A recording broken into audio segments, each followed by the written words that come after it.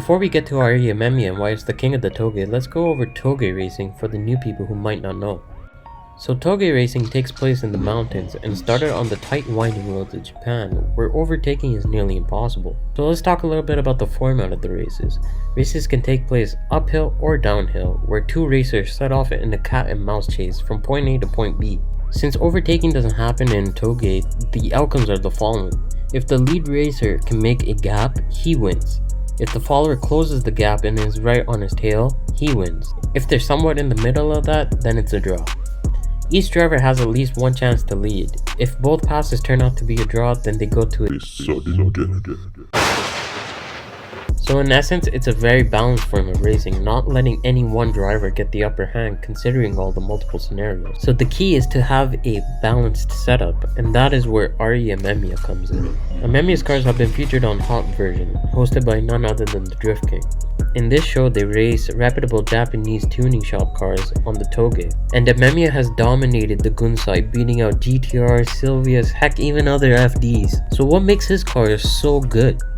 Well, to put it in short, balance. The RE concept when building cars is not very high horsepower, low weight, and good all-around balance, which makes for an absolute weapon of a car. Staying true to this theory, the cars aren't high horsepower, but they're light on their feet. About 400-ish horsepower and about 2,700 pounds. What's even crazier is that they actually use stock turbos and the 13B2 rotor. Here's a clip of me talking with one of the workers at RE Amemiya in front of the actual demo car in Hot Version. Sequential turbo, stock turbo, big turbo. Turbine? Yeah, turbine. Turbine was normal kana? Huh? Normal. Normal.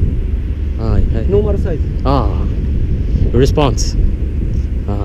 Now you might be asking what's so special about a stock like RX7. Well, the cars are more developed in the weight, suspension, and overall handling aspects of the car. Let's take a look at what I saw on my visit. You'll see the level that they're building these cars to.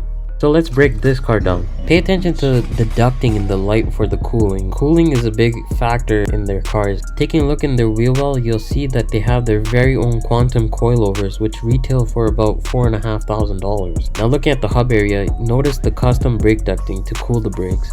The brakes are off it right now, but they produce their own brake kit as well. Like I said, cooling is an important factor here. On the demo car, he actually showed me the custom cooling ducts that they've integrated into the hood and onto the cooling panel itself. So what I'm trying to get at here is that they've spent a lot of time and research on the platform, and they've developed their parts to work and how they want them to. Amemiya-san has personally spent 30 years tuning rotary engines, and he's had quite a bit of success too. But how good are these cars? Well, going back to Hot Version, one of their most notable wins in my eyes was against this fool is running a Honda 2000, which we all know has the perfect 50-50 weight distribution. But this wasn't any S2000, this was Jay's Racing S2000, which is a famous Honda tuner in Japan, whose cars are built in a similar fashion to RE Amemiya. Looking at the specs, they have the exact same weight, but they're a little bit off on the horsepower there. But the S2000 has the advantage of being naturally aspirated, whereas the RX7 is turbo.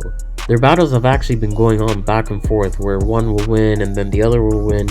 But I clearly remember this one episode where the RX7 didn't just beat it, it like dominated the S2000. And I remember the driver, Taniguchi, he made it look really easy. I think the main takeaway I want to pose here is that these cars may not be how everyone would build their dream RX7, but what RE Amemiya has done with the platform definitely has to be acknowledged. They've proven the RX7 in my eyes to hold its place as a JDM hero car.